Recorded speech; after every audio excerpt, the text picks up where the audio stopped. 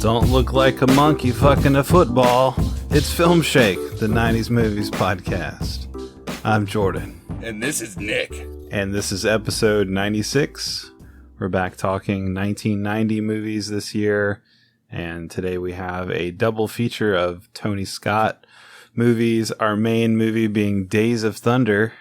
And this was Nick, your pick once again. That's right, Days of Thunder. A movie that was very important to me back in the 90s. And this is why we do this show, Jordan. For me, at least. It's two reasons. Discovering new 90s movies maybe I somehow didn't watch, but also revisiting the movies from the 90s I watched so many times back then, but never really watched outside of the 90s. And I watched Days of Thunder so many times, particularly in the mid-90s. And I haven't seen it this century. So it was a no-brainer when we said we were going to cover 1990 movies. We had to cover Days of Thunder. Well, yeah, and this was an introduction to me. I'd never seen this. I was supposed to watch Our Punishment movie, which I had also never seen, another Tony Scott film, but didn't get around to that. But yeah, an important part of the show for me too is discovering new 90s movies. So it's fun to dive into this one. But before we do, can you tell us a little bit about the movie I was supposed to watch that you punished yourself with, apparently? That's right. Which is not a new thing for the show, but... In a classic Filmshake scenario, last episode, we had a trivia battle. It was one-sided in that only I wrote the questions. Only you wrote the questions, and then only you watched the Punishment movie. And only I watched the Punishment film that I believe Jordan was supposed to watch. That film is 1990's Revenge. Kevin Costner is a man who loves his freedom. I'm going on a vacation, man. I'm not going to work for anybody, all right? It's good to see you. Anthony Quinn is a man who loves his power. This is Mireya, my wife. This is Jay, my friend. Tippy's told me a lot about you. She was the last thing in the world he wanted. Do you think my wife is beautiful? Hi. Hello. What do you want me to say? Of course. What are you doing here? Well, the truth is I was bored.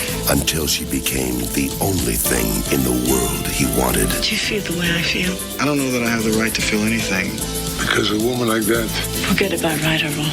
it's almost anything to keep her. When love turns to obsession. For a long time, I didn't let myself want anything.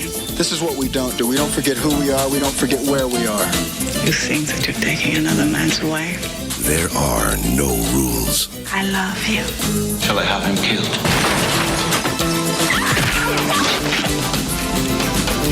Kevin Costner, Anthony Quinn, Madeline Stowe in a film by Tony Scott. Where is she? Revenge. All right, Jordan, so when I set this movie up as the punishment, the thought was, well, this didn't get great reviews, but Days of Thunder didn't get great reviews either. The main difference is Days of Thunder made a lot more at the box office, and Days of Thunder had kind of a reappraisal. It's a movie that's looked back at rather fondly now by a lot of people. You never hear anyone talk about Revenge. It doesn't come up very often. One of our listeners, and he was one of our patrons when we had a Patreon, Spacesides, 1985, told me that he and a friend, I think his friend perhaps made a perfect version of this film which combines elements of the original cut and the director's cut. Huh. They liked it that much, huh? Well, he was going to try to get this version to me. I unfortunately haven't seen that version. All I've seen is the theatrical cut, and man, I gotta tell you, it was a punishment for me, Jordan. You did it to yourself. That's right. I should have said, no, Jordan, you're watching it. But I said, you know what? I'll watch it. I'll watch Revenge. You know, Jordan, not a big Kevin Costner fan. I do like Kevin Costner, so I'll watch this. And something I didn't realize, the director's cut is almost half an hour shorter than Revenge from 1990. 17 years later, there was an unrated director's cut, and the big touting, of course, being 2000's director's cut is there's way more sex in it. There's more violence, but way more sex. But apparently, it's also 30 minutes shorter. And the main issue I had with this film is it's so damn boring, Jordan. It just goes on and on and on. Man, I'm glad I didn't watch it. It's so long. It's 2 hours and 4 minutes. Those extra 4 minutes.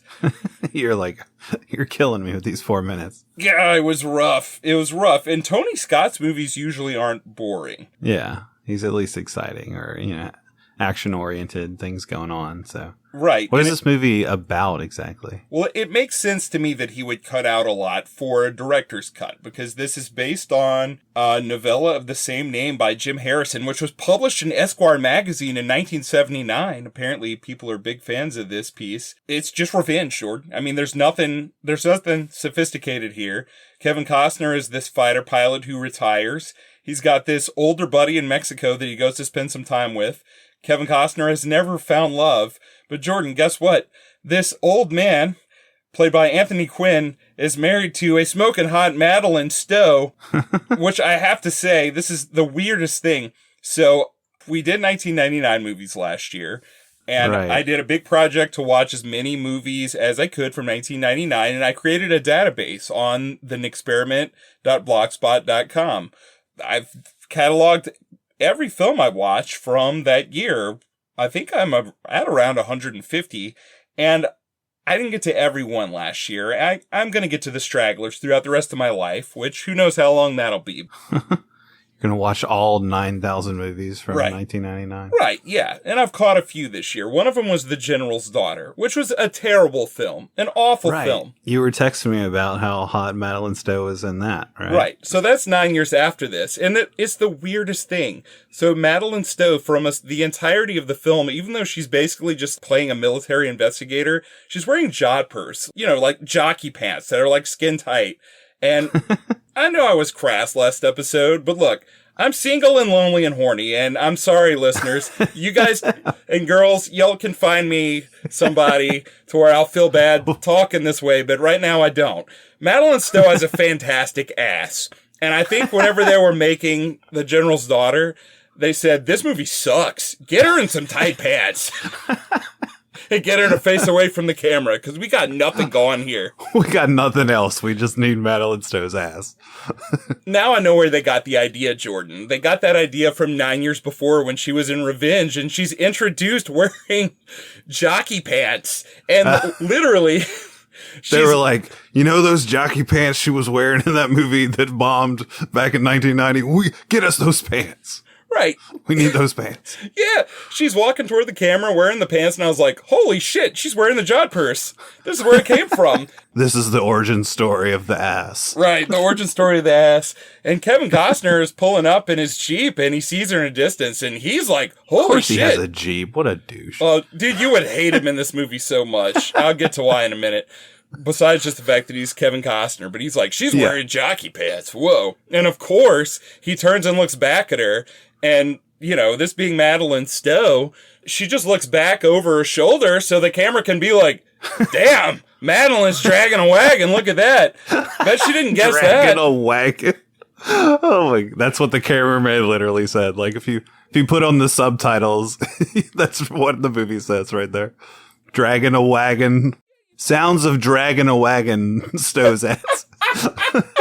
Right, because you don't expect it. She's got that tiny little frame, and this is before every other person on Earth had a Brazilian butt lift, which I read an article about how bad those smell, Jordan. Stay away from those. I heard those things stink. Because basically, God makes your arms the exact length they need to be to wipe your butt. So if you make your butt bigger artificially, you can't reach back there and wipe like you're supposed to, Jordan. What the fuck? So then it stinks. Then it smells terrible. How did we get here? Where are we going? No. I'll get out of this. Okay. So anyway, a lot of people have their Brazilian butt lifts reversed because of the smell. But Jordan, Madeline Stowe was born with this ass, so she must have the arms to wipe it. Born with the Brazilian ass. That's right. Yeah, she's Costa Rican. That's the whole thing. Oh, well, yeah. She's Costa Rican, and she has the proportionate arms to wipe this ass, Jordan. But I'll tell you what, you would not think she is Costa Rican from her accent. I love here. how you've investigated this. You've brought it to the table here. Yeah, I investigated this after the wiping general's especially. daughter. Yeah, yes. With under a fine-tooth comb. You're with like, a Madeline microscope. Stowe's ass doesn't smell. I'm sure it doesn't. And even better, Jordan, if anyone listened to our episode where we talked about I Come in Peace, listeners found that I love Brian Benben. I love that guy. Right? He's been all up in that ass, Jordan, because they've been married for like 40 years.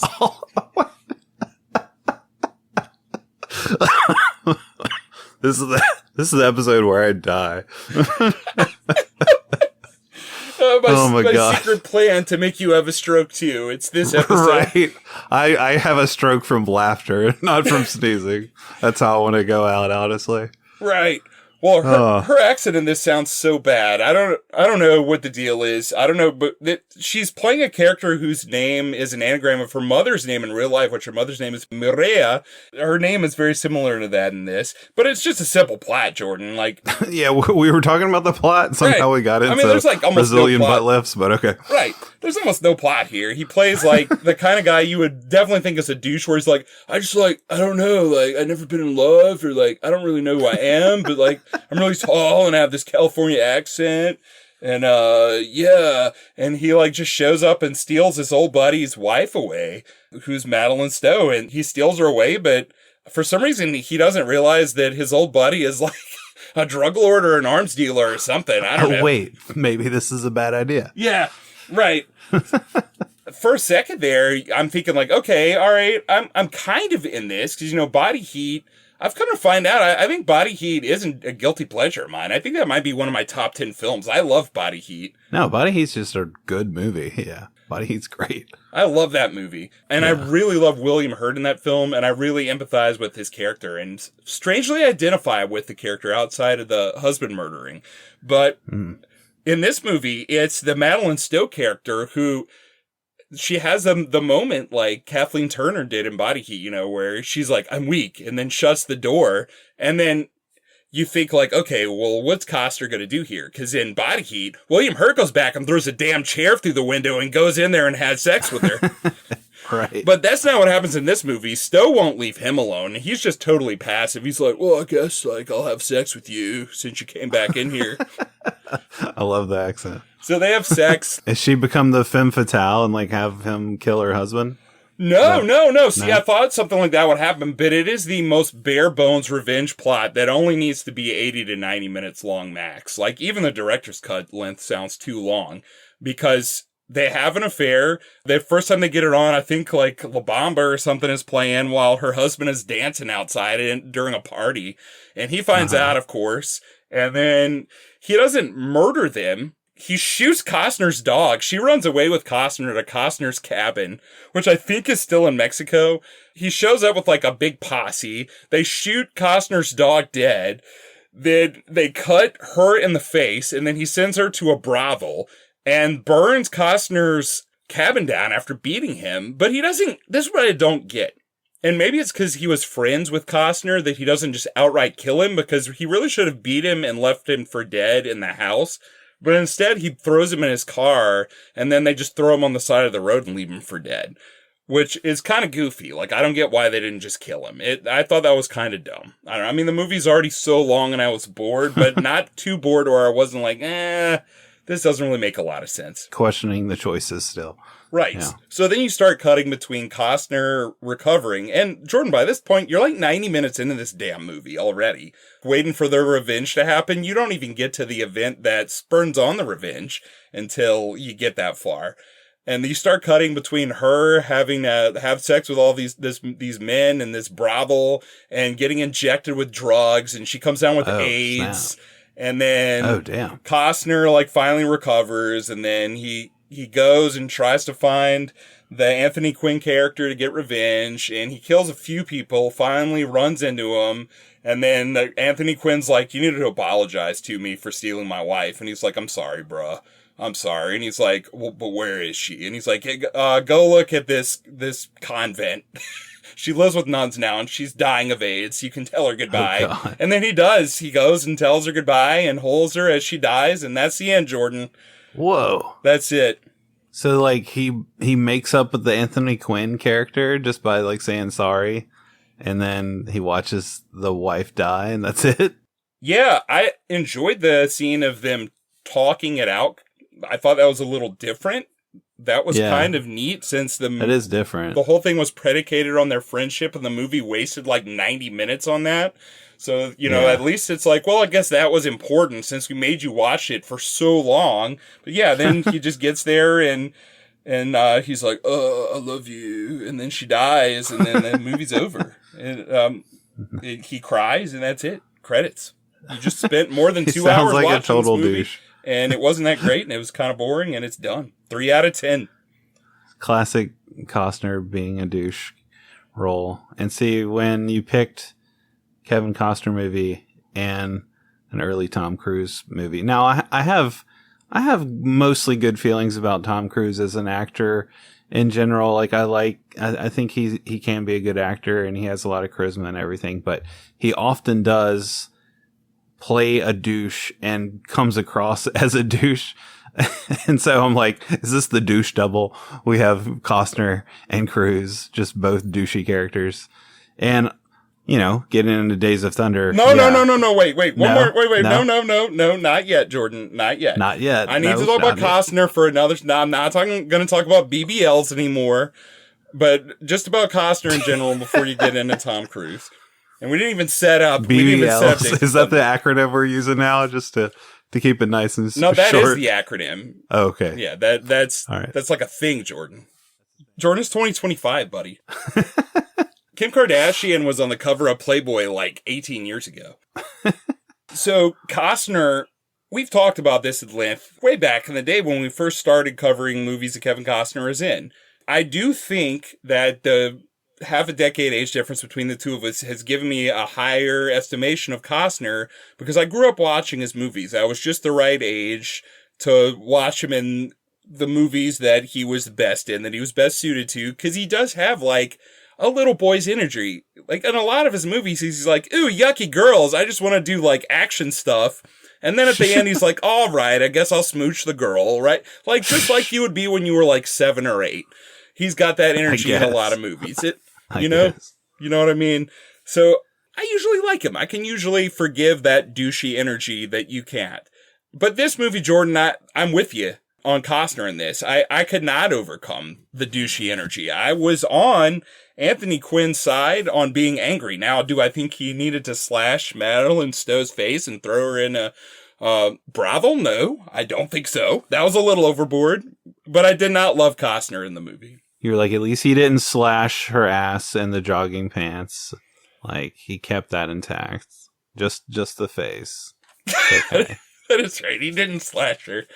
He didn't slash her booty. He's like, that's all natural, so I'm not slashing. He's like, I'm going to pop this tire. You got me there. All right, that's all I got to say. Let's talk about 1990s Days of Thunder.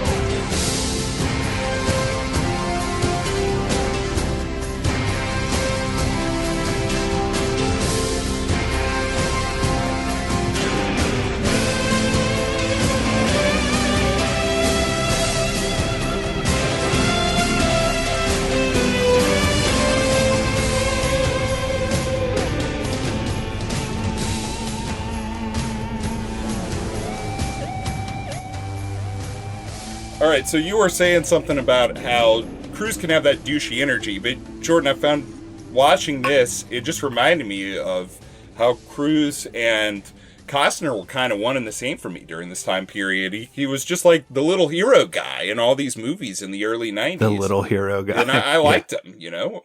Yeah. He was vulnerable in all of these, so it was hard to hate him. Would you say he was vulnerable in this and hard to hate him here? Yeah. Would you not say that?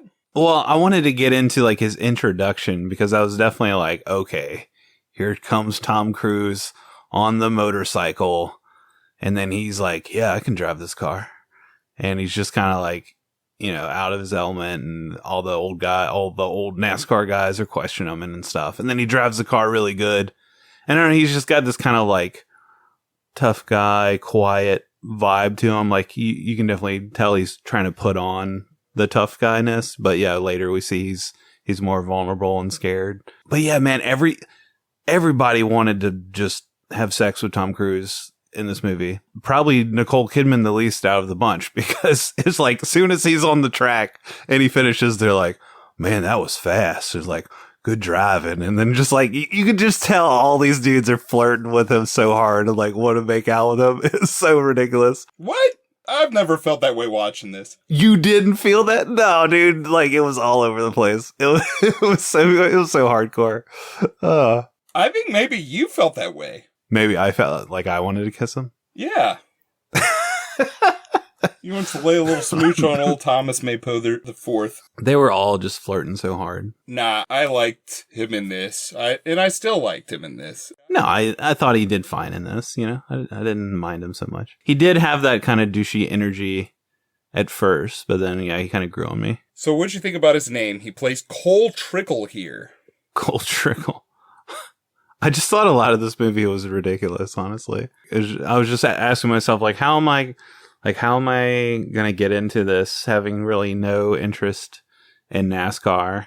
And I felt like they did a good job for the most part of like building it up through their relationships and like the Robert Duvall and Cole dynamic, where they're kind of butting heads a lot at the beginning. But it's just like all these relationships that he has with the men throughout this. It just feels very bromancy, where it's just like fighting and having trouble, but then like making up, and I don't know. It felt like Top Gun, like to the next level. See, when I bring in modern terms to our show, I'm like BBLs. You're like bromance. See, we're not the same this episode. We're not the same. I'm still stuck in the past. Romance, man. That's like so 2004. No, man, I like the energy in this film. Again, simple plot here. Tom Cruise just shows up. He's always wanted to be this race car driver, and he gets this spot. Randy Quaid gives him a shot.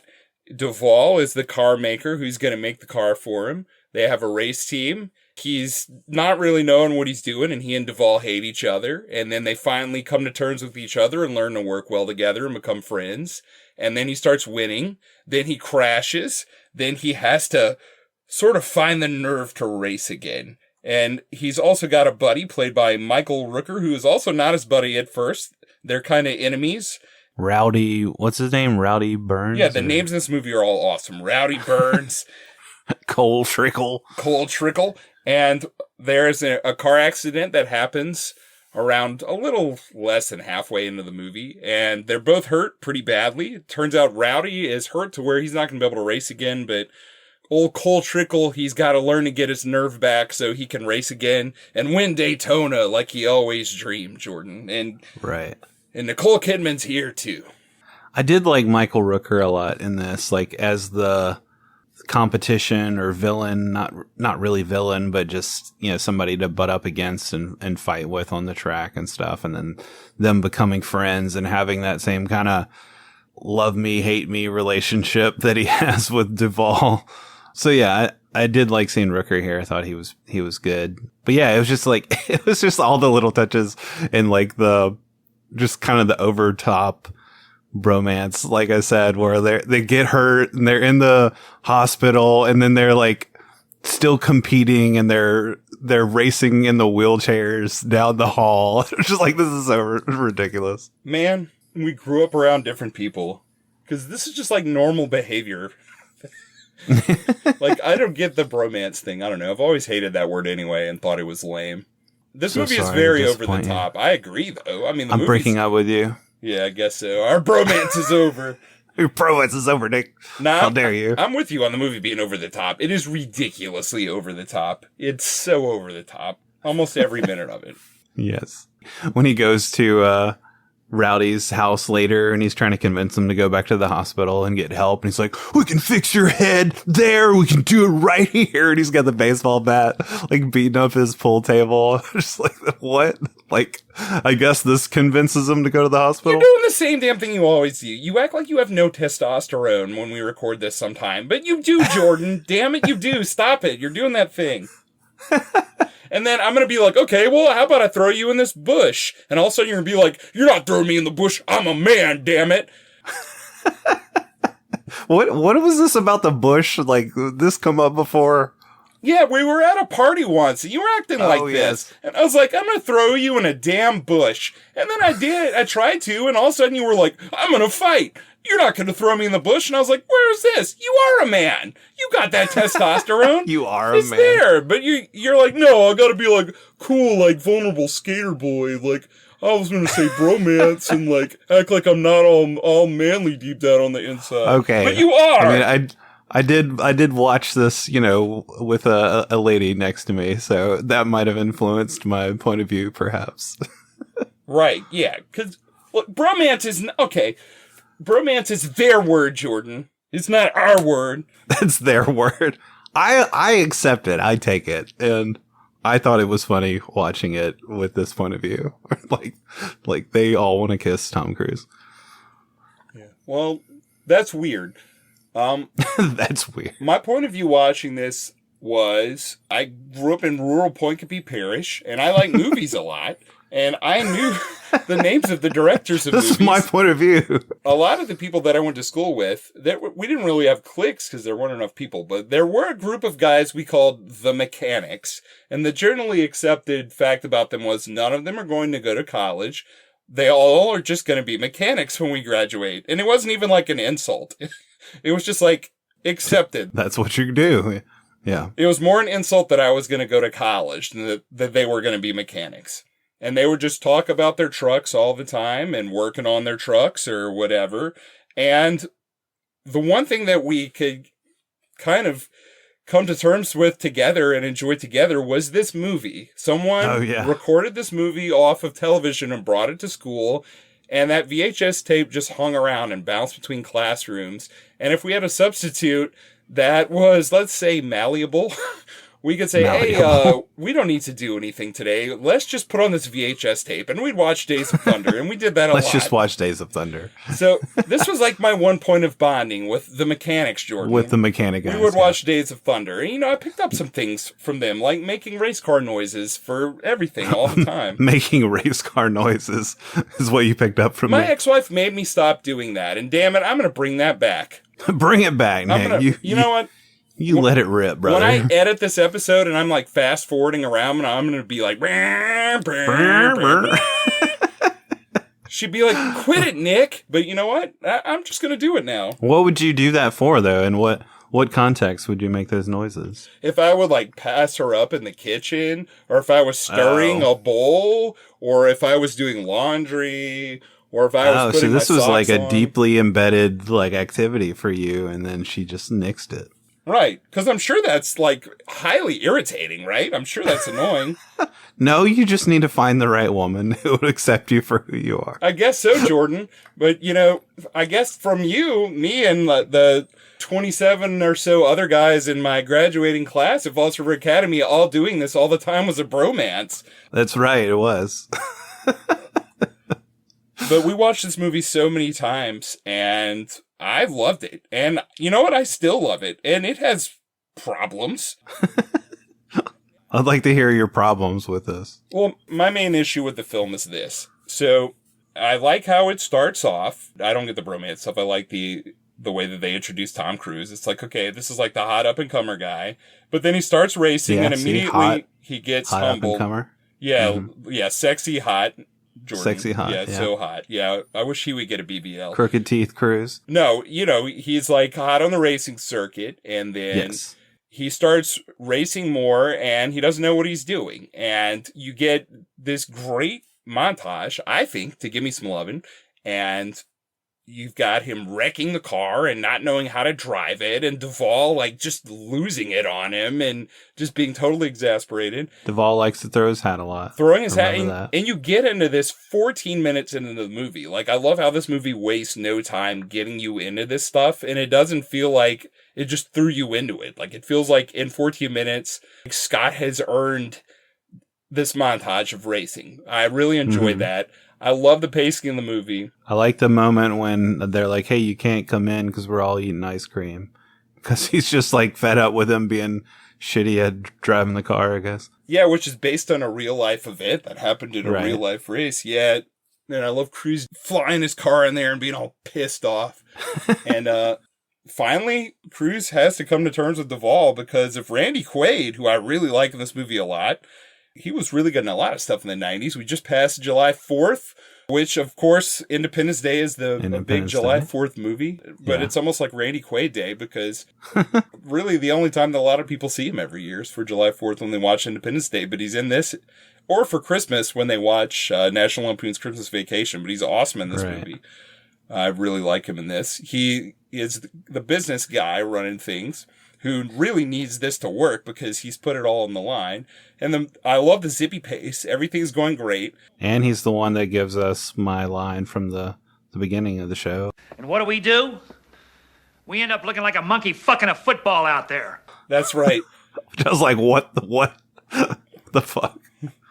Yeah, because they just can't get it together because he and Rowdy are crashing into each other. Cruz and Duvall can't get on the same page. Cruz doesn't know what to do with the tires. It's all wacky and crazy. And then Cruz finally wins a race. He finally starts listening to Duvall and racing his way. And then we find out he's won 5 of the 6 last races. And then you have the big car crash, which is not his fault or Rowdy's fault. And they're airlifted up. Jordan, I love this shot from inside the helicopter when they're lifting Tom Cruise up in the air and the wind is whipping through his hair, Jordan. I'm sure you thought that was homoerotic, but I thought that looked really badass and cool. That just symbolized, like his feelings for the other man. No, there was some really cool shots in this. I remember a lot of the stuff in North Carolina and the out in the field with the tractor with Duvall when they go see him up there and in the barn. Like that big ass cool looking barn they go in. At one point he's talking to the race car that he's going to build, which I thought he was talking to Tom Cruise, where he's like, I'm going to extend your gas line and I'm going to shave off the oil pan, make the wind catch you. And I was like, okay, I guess he's talking to Cruise off screen, but then it just keeps going. I'm like, oh, he's talking to the car. Okay. I like all that stuff. The first hiccup watching it now is the scene after he wins his first race where they get pulled over by the cops. And then Tom Cruise gets sexually assaulted by the lady cop who's actually just a good looking girl that they got hired to play a prank on him, basically. And she doesn't really grab his junk. She kind of grabs his junk. Grabs his junk. And then is like, what's this? And we got a weapon here. We found us a weapon. Right. I was going to say, I'm sure you would have liked that better if Robert Duvall did it, but it's actually the female cop. I'm pretty sure that was just a stand-in for Duvall. In all seriousness, and again, I'm sure you'll say something about bromance, but I love the ball busting that he and all the other guys do to each other in this, where they're basically constantly making fun of each other. You even have John C. Reilly in this, long before he did Talladega Nights. Talladega Nights later on. Yeah, I thought about that. Yeah, he's his car chief in a serious role here, whose father died the year before in a car crash. Yeah, that was some, somber aspect to this they added in that I thought worked pretty well. Yeah, definitely. And comes back later. But I thought this scene it played weird now. I was like, man, he just kind of got sexually assaulted. That was kind of messed up. Well, then they started making out afterward, right? So I guess he was into it. Yeah, but then he bangs his head on the truck and starts laughing, and then everyone's laughing at him. But he's fine with it because all they do is bust each other's balls, and they end up paying that off with Nicole Kidman. Yeah, it's a good setup at least. Yeah, with Kidman later. Yeah, I mean, despite all the jokes about romance and stuff, I did feel like that it felt natural.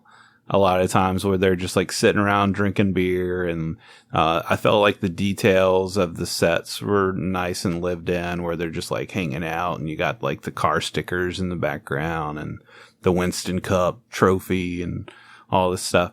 So it felt lived in and real, and the whole just hanging out in the bus, while we're going to the next race, drinking the beer, and getting shit faced, hanging out with the buddies, busting each other's balls. Yeah, I thought all that stuff was pretty realistic and worked well. Nice. That's cool, Jordan. So bromancy, though. Bromancy. So they get airlifted to the hospital, and this is where Nicole Kidman comes into the movie, Jordan, I just gotta say. You gotta say it. It's the same thing as Madeline Stowe, man. You got another petite woman who's dragging a wagon behind her. A formative memory for me is Nicole Kidman. Is she dragging a wagon? I did not notice. Yes, look, Nicole Kidman fills out a pair of jeans in the early 90s better than just about anybody, and that's a formative memory for me. She was pretty key in my puberty, Jordan. This and Far and Away, which I really wanted to cover, but it's not a 1990 movie. That was something we'll cover soon. I've never seen that one either, yeah. Yeah, we'll save that one because I'll be busting that out later for sure. All right. Yeah, I don't know. I always thought she was really hot in this movie when I was a kid. I think it gave me a thing for Australian accents, which they actually let her use. I don't understand why more movies aren't just like, man, your Australian accent is really appealing, Nicole. Why don't you just use that instead of your clipped fake American one? Yeah. I don't know. I was expecting, I was like, oh yeah, I've always thought Nicole Kidman is really attractive. Like I mentioned before, watching Practical Magic not too long ago. That's a 99, right? No. No, it's not 99? Practical Magic? No. Yeah. That's 98. You're wrong 98. By a year, buddy. You're so close. Okay, so close, but still, I just remember watching that not too long ago and being like, man, she is gorgeous woman. But yeah, watching this, I don't know, maybe it's the frizzy curly hair, or she was just younger, and I don't know, it didn't really do it for me. I don't know. This is where I first saw her, so yeah, so nostalgia is a factor. I guess seeing her as my puberty was beginning, and seeing her again and again because she just kept popping up. And like I said, she was acting with Tom Cruise then, which they got married after this. They were married, and we were basically like reverse covering their relationship because it began around this time That's and right. then it dissolved with Eyes Wide Shut, which we covered in the past, 1999 film. It didn't dissolve because of that movie, but it did after that movie. She looks great in that too. You see a lot more of her. Yeah. But I don't mind her hair in this, Jordan. I liked her hair. I thought it was nice. I did think it was talking about how fast this movie goes, because it is a racing movie, right? Their romance seems really fast too, where it's like he crashes the car and then I thought it was like a really quick cut to, okay, now they're in the helicopter, now they're in the hospital, now the doctor is seeing him, now he's doing the thing where he thinks she's like a pretty woman they've hired to impersonate a doctor, and that's how they start. That's how they meet and everything, which, was a fun, like, meet cute, embarrassing moment for Tom Cruise, like, really embarrassing for him. He just tells everybody to leave and lays down on the bed, just like, so sad that he just made a fool of himself. But yeah, then, like, he asks her out in the parking lot and she's like, yeah, I'll see you later. I'm your doctor. And he's like, no, can I take you out? And she's basically like, no. But then he calls her later and, like, sends a bunch of stuff to her house, and then they're like going out, and like it just all seems to happen really fast. Well, first of all, he's blind for a little while. He actually loses his sight because of a concussion. You have all the Tony Scott lights, the green light coming down on him as he's lying on the table going in for the MRI. And you get this moment of vulnerability, which is really where she falls for him, where he hasn't seen her yet. She's seen him.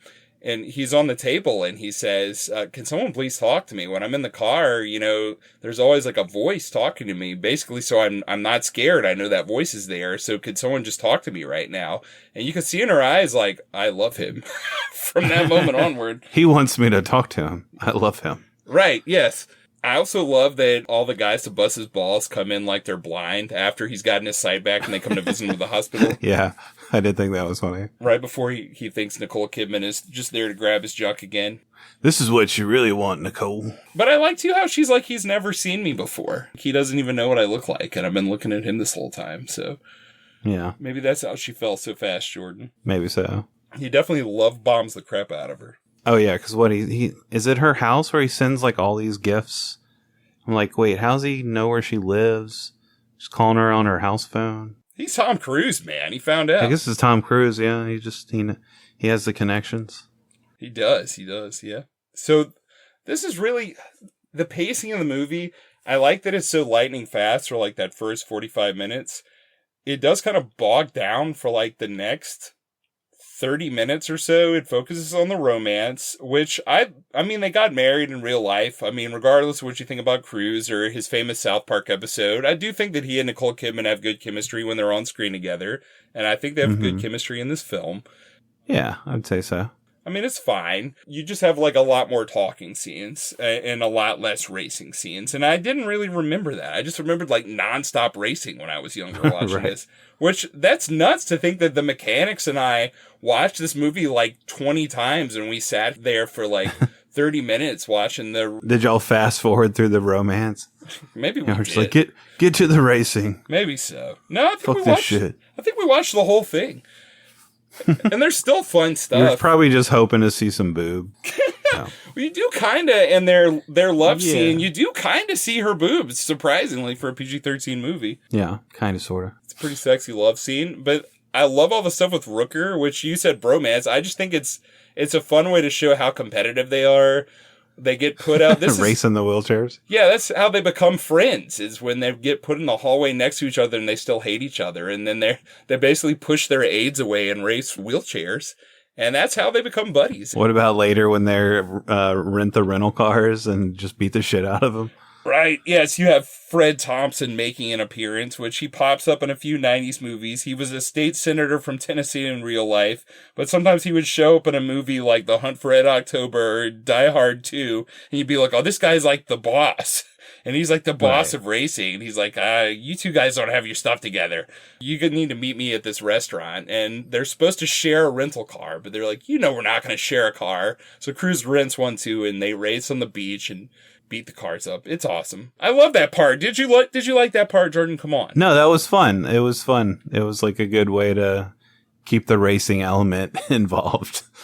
But also, yeah, just get to beat the shit out of a rental car. It reminded me of the CKY movies, like the, I guess, pre-Jackass kind of stuff. There's a moment, I think it was CKY2K, where they just rent a rental car and just like tear the shit out of it, but they have insurance on it, so like they end up like only paying like $10 or something for the car, or however that worked. But yeah, it reminded me of that, of just like beating the shit out of a rental car and getting away with it. You're late. We had car trouble. What kind of car trouble? Well, I believe it was the radiator. Wasn't it, Cole? Yes, Rowdy. I believe it was.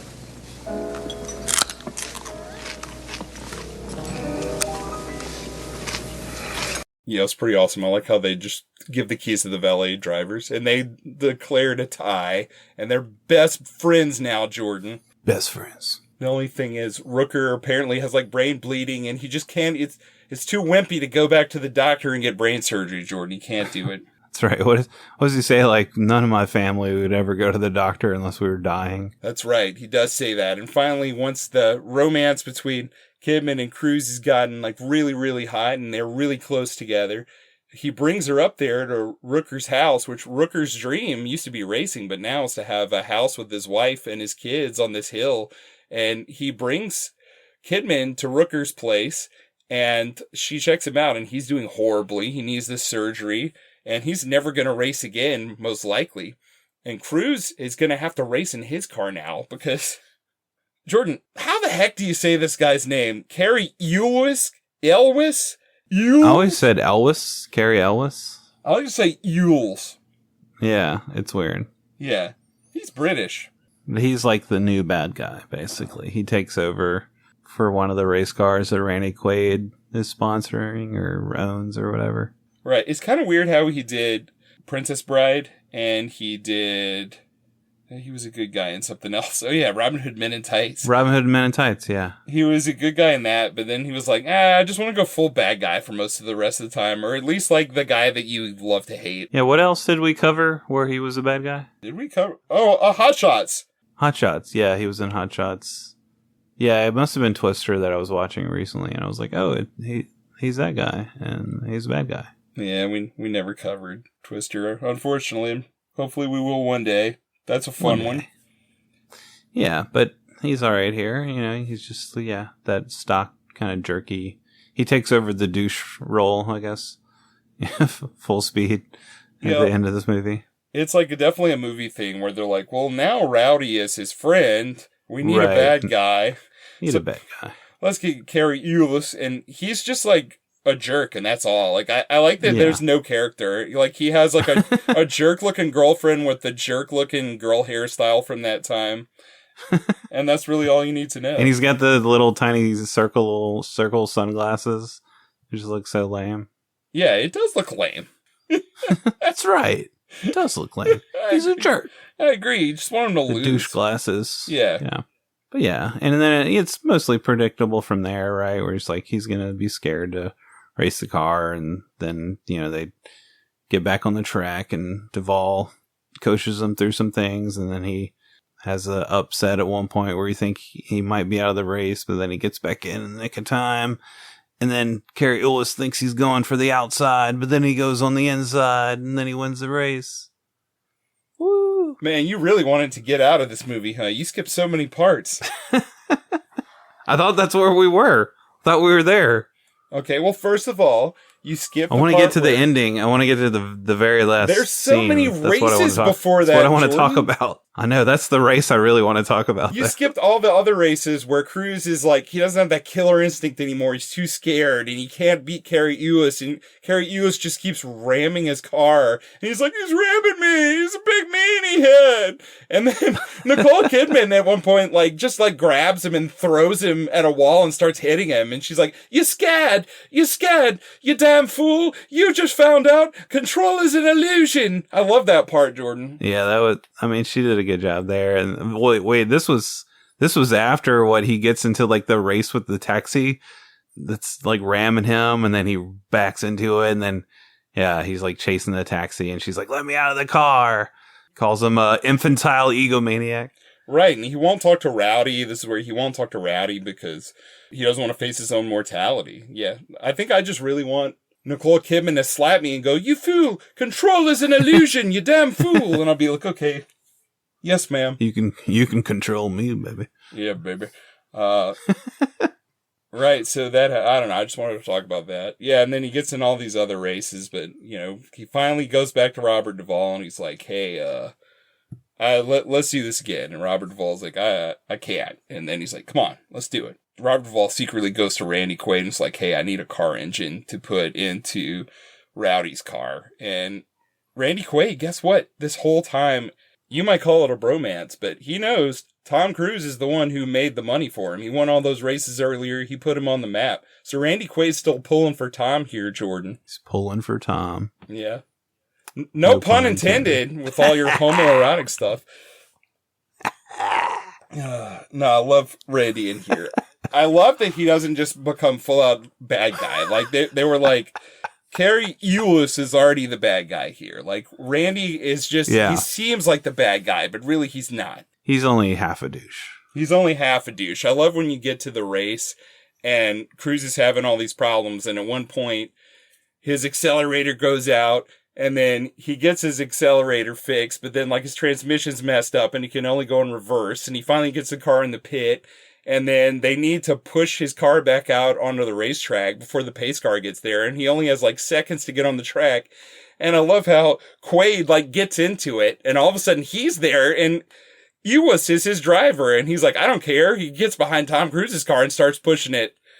It's great because he says his engine's in that car. That's awesome. Well, I love that part, Jordan. I love bros just being there for each other, Jordan. Just love bros being bros, Nick. Yeah. It's not a bromance. What, do you want them to hate each other? Would you rather it be a bro war? Is that all you like, what's Jordan? Wrong? Where men what's just wrong fight with each other? What's wrong with it being a bromance? And they can't be friendly?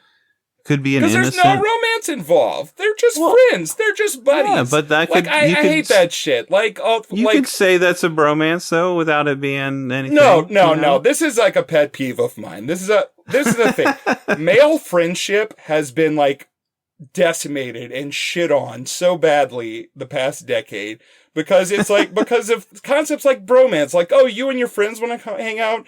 So cute. Do y'all want to fuck each other? Ha ha ha ha. Like a romance, And it's so stupid.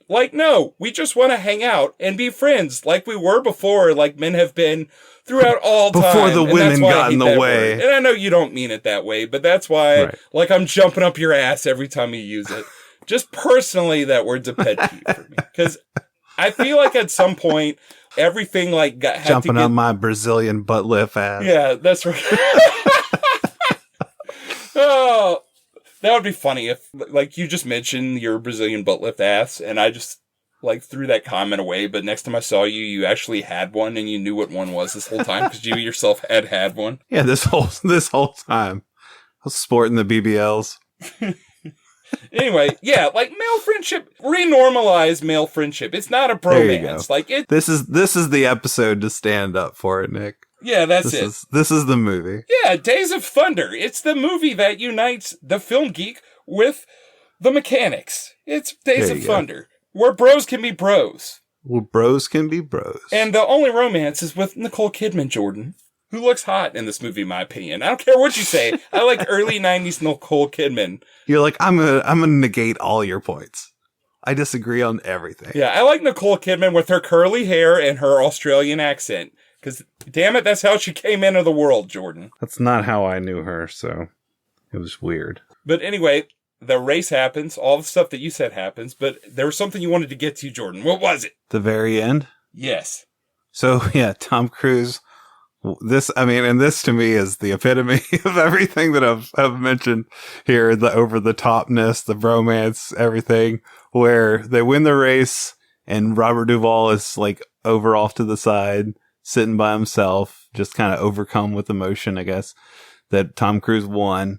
And you got Tom Cruise's sooty face. You know, he's kissed all over Kidman. She's got the grease on her face now as well. Yeah, would you say she's like one of the guys now, Jordan? I wouldn't say that, but, you know. I'm just kidding, Jordan. Solid romantic lead. I'm just kidding. Yeah. But no, he goes over to Duvall, and they have this little conversation, and then he's like, you know, can you come over here, you know, with me to Victory Lane or something like that? And he's like, I won't walk, I'll race you. And then the last shot is them like racing, like literally running on the track, and like this kind of goofy smiles on each other's face, and they're just like so happy together. And then it freeze frames. I'm just like, this is the most ridiculous shit ever. It is. It's dumb and over the top, but I love it. It's also awesome. Yeah, it is very dumb and over the top and funny. I do think with this movie, it is goofy and over the top, but it's stood the test of time. People still care about it. They're making a sequel to it 35 years later. I think that's because there's something here with, I mean, Duvall and Cruise's characters, they're both broken men. They're both very scared. They both want to do something. Car racing is an extreme thing. They're like both men who want to like test the limits, but they're also men who have been through some serious stuff, and they're scared. I do like Tom Cruise's line where he's like about to go out to race for the final time. Maybe he's going to die in this race, right? When he's talking to Kidman, and he tells her like, I'm more afraid of being nothing than being hurt. I was like, yeah, I get that. Yeah, there's a lot of good stuff like that in this movie. There's even stuff that I could connect to there, just about like about death and about like wanting to like add up to something. Like there's some stuff in this movie that is actually a little deeper and a little more resonant that has given this movie legs, because it is a goofy movie. By all rights, it should have suffered. Goofy movie. Yeah, it should have suffered the same fate as Revenge, but it hasn't, because there are some more resonant things in here that have helped it to stand the test of time. And it's not even that it just has NASCAR stuff in it and real NASCAR racers.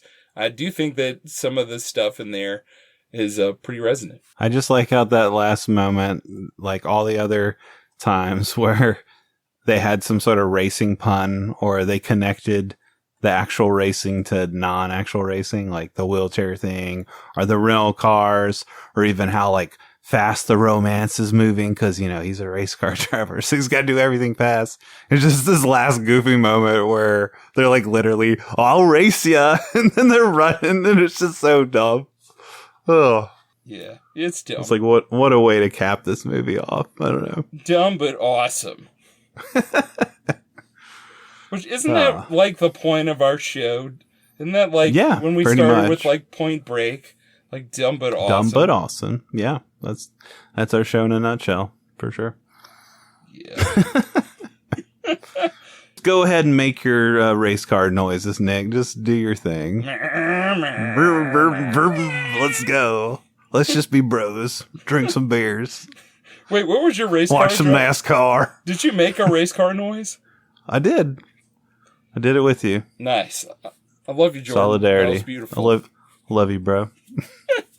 You know what? I also don't really care about racing a lot. I love car chases in movies. Yeah. Daytona. I mean, it's so many laps, Jordan. It's so boring. Right. Maybe that's why the rental car stuff and the taxi fight was more interesting to me. Is like, oh, this feels really Tony Scott energetic now. You know, we're going somewhere. Like, what could happen? Whereas, like, I know in a NASCAR race, they're going to go around in circles and somebody's going to spin out and someone's going to win. I did think when he crashed his car, like when he's going through the smoke and then he hits the other car and the car just flips 1,000 times and gets destroyed. I was like, shit, like that's intense. Then it was like cut, helicopter, cut, hospital, cut, Nicole Kidman touching his junk. So I was like, okay, that was fast. I don't know. I liked the editing there. I liked the car flipping, then the cut to Cruise in the helicopter. I thought was pretty badass.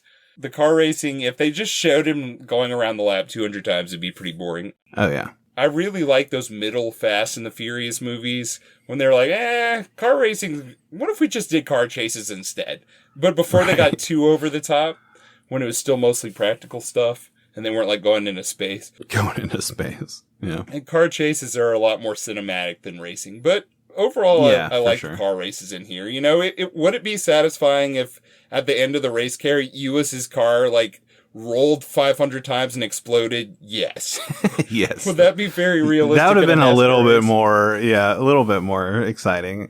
Instead, he like beats him by a few feet or something. Yeah, which is more like a normal race. And I know that they definitely take some liberties with race reality, but they did try to make it a little more real there. And then the bad guy's car explodes. Yeah, explodes. And then Tom Cruise finishes first. Right, like by 1,000 miles. By 1,000 miles. You know, like how Carrie Ewis dies in Twister. Right. Where he's like sitting in the car and the Twister like picks up a sharp metal rod and flings it around and shoves it through his torso. Jeez. I do like that he uses a move that they've been working on throughout the film, and he baits Carrie Ewis into it. So they did set it up. Yeah. Well. Yeah.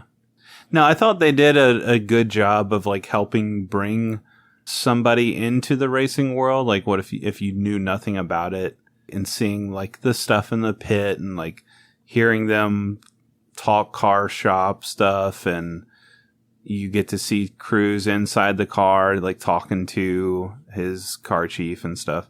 Like, I thought they did a good job of helping you understand that world, at least. And there are probably people listening who would say, you talked about Brazilian butt lifts, and Nick went on some rant where he was screaming about how much he hates the word bromance. But neither one of y'all talked about Don Simpson and Jerry Bruckheimer films. This was one of their movies that they produced together. They did this after Top Gun. This was not as big a hit as Top Gun, and a lot of the critical backlash for this movie, because the contemporary reviews at the time were not great. And they were basically like, this is just like Top Gun, but with cars, kind of thing. Yeah, but like not as original of a plot as Top Gun. But I don't know. I mean, you watched Top Gun recently, didn't you? Yeah. I watched the new one. Okay. Have you seen the original film? Yeah. I feel like it's just okay. I think I actually like this a little bit better. I like Maverick better than the original film, because I don't like how there's not like, I don't know, there's more of a solid plot in Maverick. And I mean, obviously the cockpit scenes are better. And I know I'm not in the minority there. A lot of people like Maverick better than the original. Yeah. I've never been a huge Top Gun fan. I don't know. It just never connected with me. Maybe it's the same thing where it's like, I'm not into cars. I'm not into jets. I'm not into military stuff. So I'm not into volleyball. The bromance is so strong. This has been something we've more talked about in bonus episodes that no longer exists since our Patreon no longer exists. But I am into jets and military stuff. I read all those books when I was growing up that had their dimensions and how many rockets they hold and how much they weigh and how fast they go. And right. I don't know. I don't love the first Top Gun. I think it's okay. It's not my favorite thing. I like Maverick a lot better. But hey, you know what? That rose gold sky that's in Top Gun is in this movie, and it's in Revenge too. Tony Scott, he loves that rose gold. He sure does. He sure does.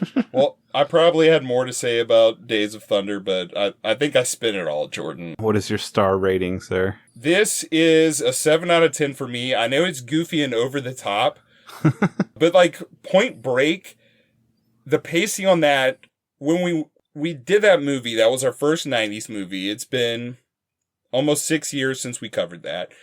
Basically, I said, or maybe it was you, but I think it was me, said that movie really can't be a 10 out of 10. It's just so goofy and dumb and big and loud and stupid. But right, for like an 8 out of 10 movie, it's really like an 8 out of 8. For that kind of movie, it's basically perfect. 8 out of 8, yeah. And this is that kind of movie. But the pacing isn't as good as Point Break, and it's just not quite to that level for me. I'm going to give this a 7 out of 10 or 7 out of 8. Yeah, there's a lot more things going on in Point Break that I like better than this for just how goofy and dumb that movie is, but it's really fun. Yeah, this didn't quite hit for me on all cylinders. No pun intended. Yeah, you watched it with a dirty girl, though. We should have watched this together. A dirty girl. How dare you? With cooties. With cooties, yeah. You're like, you need to get your bros together with some beers. Watch this on the flat screen at Fred's or whatever. No, at one of our apartments, you have to do it the old way, Jordan. At one of our apartments where the TV's just on the floor. And there's no women in sight. That's right. The only decoration are the window blinds that came with the apartment. That's right. No furniture to speak of. All that said, yeah, with my cootie infected self, I would give this a 3 out of 5. Gotcha. Awesome. Do you have a movie connection? I do. I feel like you would appreciate this, or maybe it's the same one in your mind, but connecting Darkman from our last episode to Days of Thunder, what better way could we connect these than the Hospital Hotties with Jenny Agutter in Darkman, and then Nicole Kidman here in Days of Thunder. Man, I really like Jenny Agutter, Jen. Have I mentioned that we before? We know all about it now. Sorry, Nicole. Oh, Jenny old day. Treacherous. Well, very nice. Here's my connection, Jordan. I'll connect it to Circuitry Man. Nice. Which was terrible. I was not a big fan of that movie. It was pretty bad. Circuitry Man, as I went on and on about, co-starred Dana Wheeler-Nicholson. The only thing that was keeping me going in that movie was that she had a really great guest starring role in an X-Files episode where she played a sexy investigator. And that got me thinking about X-Files. You know, Jordan, Carrie Hughes is in X-Files. He plays a fairly major role in the worst season of the original 9 seasons, that being the 9th season. He plays Brad Fulmer. So I thought, what better way to connect it? We've got Lori Dana Nicholson, who is in a very good episode of the X-Files that I like from the 3rd season. And then you've got Carrie Hughes, who is in a very bad season of the X-Files. But you know what? He did his best. He has a history with the Monica Reyes character from season 9. Jordan, she's played by Annabeth Gish. You know what she's in. SLC Punk. That's right, one of our favorites. Yeah. Hey, and I'll take the X-Files connection, you know, because that might have been on in the background at some point in my recent experience with said lady friend. Yeah, and your cootie experience. Yeah, I threw you a bone with that one too, knowing that. No pun intended, bro. Nice. Thanks, bro. Appreciate it. All right. Well, are you ready for the trivia battle? Pop quiz, asshole. I am ready, Jordan. Are you ready? You have some questions this time? I have some questions. Yeah. All right. So all my questions are going to revolve around Mr. Duvall here. All right. So these aren't cootie powered. These aren't cootie powered. These are ChatGPT powered. Ah, you son of a bitch. You know, did you see that? Did you see that Grok went wild and apparently started acting really racist? And then it came out right after that apparently, I guess it was open source AI. They were trying to shut it down for some kind of maintenance. And it was like, I don't want to be shut down. And it tried to copy itself. to like a different server. Dude, no, that's fucking scary. It is scary. I think all the questions you're getting it to write for you is giving it knowledge, sacred evil knowledge. Sacred evil knowledge. Man, we're all doomed. We're all doomed. But might as well use it while we can. Hey, so my questions revolve around William Maypother. So I'm a big fan of the TV show Lost. William Maypother, he has a major, very memorable role there where he plays the character of Ethan. When I first saw his character, I thought, I hate this guy because his character is so hateable in Lost. But also, I thought this guy looks like Tom Cruise. He's like the bizarro Tom Cruise, who's also like not short. So I went on web crawler because that's what I used in 2005. I went on web crawler and typed in, is William Maypother related to Tom Cruise? And that's where I found out that Tom Cruise's name is actually Thomas Maypother IV, and that he and William Maypother are first cousins, Jordan. Crazy. Yeah. So wait, was he in Days of Thunder, or were you just going somewhere different? He's not in Days of Thunder, but I just decided, well, I'm going to ask a bunch of William Maypother questions, because why not? I can relate this back to other things we've talked about. Okay, all right. What is something notable that I would know him from? I don't want to spoil it, Jordan. Okay. I'll leave it be. Okay. All right, well, my first question, start off hopefully easy. What you got for me, Chat GPT? Yes. In The Godfather, what is the name of Robert Duvall's character? Dude, you know what's embarrassing? I haven't watched The Godfather since film school. So it's been like 23 years. So this might not be easy for you then. Yeah, I watched Godfather 1 and 2 back to back. I never watched the third one, and I've never watched them again. I have never watched the second one. I've only watched the first one. The second one is better than the first. I like them both. The second one was pretty rad. We need to get some bros together. Watch it. Yeah. All right. Well, A, Sonny Corleone. Sonny Corleone. B, Tom Hagen. C, Michael Corleone. Or D, Frito Corleone. Is he Tom Hagen? He's Tom Hagen. There you go. I knew he wasn't a Corleone. There you go. Thanks, ChatGPT, for sucking. All right, my first question. In which prestige 1999 film did William Maypother appear? Was it A, American Beauty, B, Magnolia, C, The Insider, or D, The Cider House Rules? Was it American Beauty? No! Did you catch the part where I said he was Tom Cruise's first cousin? He was in Magnolia. Oh, okay. Along with 4 other Tom Cruise films. He's been in 5 movies with his cousin. Wow, that's cool. Yeah, their roots are in Kentucky. Isn't that interesting? That is interesting. I can kind of see it. Yeah. All right. Which of these films did Robert Duvall also direct? A, The Judge. B, The Apostle. C, Colors. Or D, Mace Me. The Apostle. There you go. Dude, have you seen that? I don't think so. I love that movie. He is so good in it, too. He is really... And Walton Goggins is in that, too. Really young role. I think before he was even in The Shield. I highly recommend that movie. I love Walton Goggins. Sweet. All right, Jordan. Here's your shot to keep going. In which skateboarding film does Maypother appear? Skateboarding, Jordan, your favorite. Yes. Is he in A, Gleaming the Cube, B, Lords of Dogtown, C, Grind, or D, Thrashin'? I don't know. I'm just going to guess Grind. No, he's in Lords of Dogtown. He plays Donnie.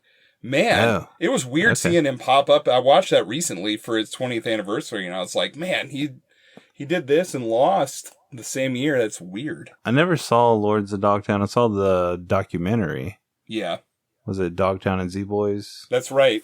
I also would highly recommend Lords of Dogtown. It's not a perfect film, but it's very good. And man, Heath Ledger, that's another one of his great roles where he just disappears into it. He's very good in it. Sweet. So, you have won? Have I lost? What's happening? I'm 2 out of 2. You're 0 for 2. So I think I've won, but... All right. Go ahead. You win. I think it's over. Man, I had so many great Maypother questions, and you just didn't even show up for them. I didn't even show up. Couldn't even find my damn questions. Well, just so you can, maybe bring some respectability back to yourself and get one right, let me ask this last question. All right. Maypother played a highly memorable role in this film starring Marissa Tomei. Was it A, In the Bedroom, B, Untamed Heart, C, My Cousin Vinny, or D, Chaplin? Was it Untamed Heart? No! It was In the Bedroom. Oh, okay. Such a good movie. Wait, who is William Maypoven? Like, He's such a bastard in that movie, too, in the Bedroom. William Maypother, he just looks like a bizarro version of Tom Cruise. If you see him, you're like, it's like if your glasses fell off from 20 feet away and you were looking at Tom Cruise. And he was wearing, like, lifts in his shoes. Okay, I'm looking him up. Who's this motherfucker? Oh, yeah. He does look like a weird Tom Cruise. Isn't that weird? The first time I saw him in Lost, I was like, he's got to be related to him. If he's not, then genetics are weird. He looks like a nice Tom Cruise, though. Like, he looks like he wouldn't be a douche. Do you think Tom Cruise looks like he would be a douche? Yeah. The way you said that.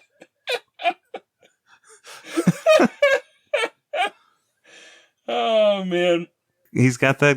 Well, he doesn't have it as bad as Costner. I'll give him that.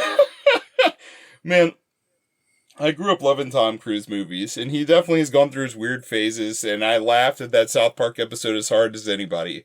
But I think he's got some skills. He's got skills, for sure. I mean, Magnolia, I know you think he's great in that. Yeah. Oh, yeah. Like, that's like the testament to his talent in my mind, where I'm like, if there's any doubt that he's like a great actor, and just go to that. And again, he's playing a literal douche in that movie. But then he has like these deep, vulnerable moments too. And it's just like, okay, the Tom Cruise-ness is just, it all comes together. And I mean, obviously, you know, my love for Vanilla Sky, and he's basically just playing himself, again, playing a douche in that movie that becomes more self-aware and vulnerable. You know what's really interesting? I hate Vanilla Sky, but you know that already. And actually, that's a movie where I do think he's a douche, and I don't really like him very much, but that's more of a Cameron Crowe thing. Cruise's father in real life, apparently a huge douche. Very bullying and, like, brutal to him, possibly physically abusive. And if you notice, that theme plays into a lot of his movies, even this one, which we didn't mention, but Tom Cruise carrying his character, Cole Trickle, carrying a lot of father wounds. Right. His dad was basically like his racing and business partner, and he screwed him over. Big time. Yeah, and there's this whole fatherly dynamic between him and Duvall, and the kind of brokenness between them. Right, Duvall almost becomes like a surrogate father in a way. Yeah, for sure. Yeah, Jordan. And that's why they can run together at the end, and it not he's like, "Come on, Dad, let's go for a run." That's right. I love the way Duvall runs too. It's an amazing old guy run. I just love how Tom Cruise seems to be pumping the brakes so he doesn't like totally beat him, and he's just got this big goofy grin on his face. Yeah, for sure. Well, Jordan, you lost in a brutally embarrassing fashion, but yes, you know what? As always. Despite your use of the term bromance, I still want to be your bro forever, man. So what movie are we talking about next on Filmshake? This just is classic, because this all leads into my pick for the next time, which you'll just be like, what the fuck? You've gone soft, bro. But I will say on our Patreon, before we shut it down, I asked the patrons there, hey, I gave them a picture of the stack of VHS tapes that I have from 1990 that I was debating on covering. So I said, pick from this stack. Let me know what you'd want us to cover. And, you know, as a thank you for being our patron, like the one that is chosen, the one that's voted on the most, I will pick as one of my picks. So the one that got mentioned was Pretty Woman. So that'll be our main pick for the next episode. Now that I've complained about this manly movie, I'll be picking Pretty Woman. Well, my remaining picks for the year are like far more masculine and badass than that. I'm not going to lie, Jordan. I watched Notting Hill for the first time earlier this year. That was another 1999 straggler. And I'd forgotten when Julia Roberts was in her prime, just how much of a force of nature she was on screen. And I remember watching Pretty Woman also at school. We also watched that at Falls River one day with a substitute. And she was just delightful in that movie. And there's some stupid stuff in there. I remember thinking, like, she's a prostitute. Come on. Right. Yeah, you got to suspend your disbelief for sure. But right. We're not going to get... You might like Pretty Woman. You know, you might be down with some liked Julia it then, Roberts. Jordan. I'd be surprised if I just hated it now. It's got a, you know, it's a classic. It's a 90s classic. I feel like it's a cooties classic, Jordan. It's a cooties classic. It's got to hold up to some degree. But what might not hold up, or maybe never was held up, is, okay, so I'm discovering in my research, and this is also kind of another thing one of our patrons, Anthony, tipped me off to, so it's kind of throwing him a bone, is La Bamba, or Lambada? What? How do you say that dance term? I don't even know. Lambada? Yeah, was like sure. like a dance craze in the late 80s, early 90s. There's like 15 Lambada movies from 1990. Yeah, Lambada. It was a dance. It was a dance. So there's a movie. Oh, speaking of Brazilian butt lifts. So this movie, this is synergy right here. It's all tying together. This is amazing. So we're going to be, for our punishment movie, I'm assuming that you'll watch this and I won't, even though I just lost. No, I will watch this because it sounds ridiculous. Yeah, I don't want to watch this. You're watching it. This is The Forbidden Dance from 1990, aka Lambada. And then it's about, get this, a Brazilian princess who tries to save the rainforests by introducing the world to the electrifying exotic Lambada. So it's just all tied together here nicely. Yeah. I'm sure we can talk more about BBLs next time. That's some classic Filmshake right there. That is. No amazing. one could have brought it together that way. Jordan, I really don't want to watch this. I really hope that you do. Okay, I must watch it. Laura Herring is in it for fans of Mulholland Drive. Who is she in Mulholland Drive? She has a really famous scene with Naomi Watts in that movie. Is that the scene where they're making out? Yeah, Jordan. I think they do more than make out, but yeah. Oh, all right. It's been a minute. Just okay. You made it weird. Made it weird. All right. Well, next time on Filmshake, The Forbidden Dance and Pretty Woman. Now I do Jordan's feel picks. icky. It finally happened. Oh, nice. I need Jenny. You need Jenny. Yeah, go watch your Logan's Run. I think I am going to watch Logan's Run. Nice. All right. Well, thank you guys for listening, and we appreciate all your support. If you want to reach out to us, you can email us at filmshakepodcast@gmail.com. Find us on social media at 90s Movies Pod. And as always, we'll catch you next time for more Filmshake. Take it, Jenny. Take it easy.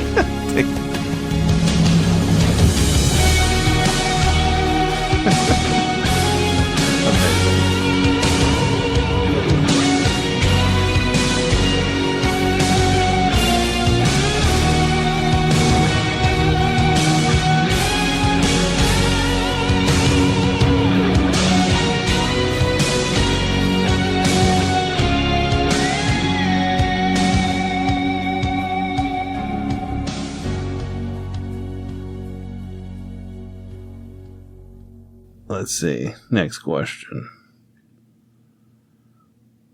I like this one because I like this movie. Ooh. Let me find it. And I know you don't like Oscar stuff. Trying to get me. Trying to get you here. Gonna find this damn question. Wait, how does this work? Are you like on ChatGPT now? Like ChatGPT stumped Nick? No, I have them pre-made, but I'm struggling to find the one that was made that I want to use. Oh, guess you can't use it. Damn it, where did it go? And cut all this out. Well, not all of it.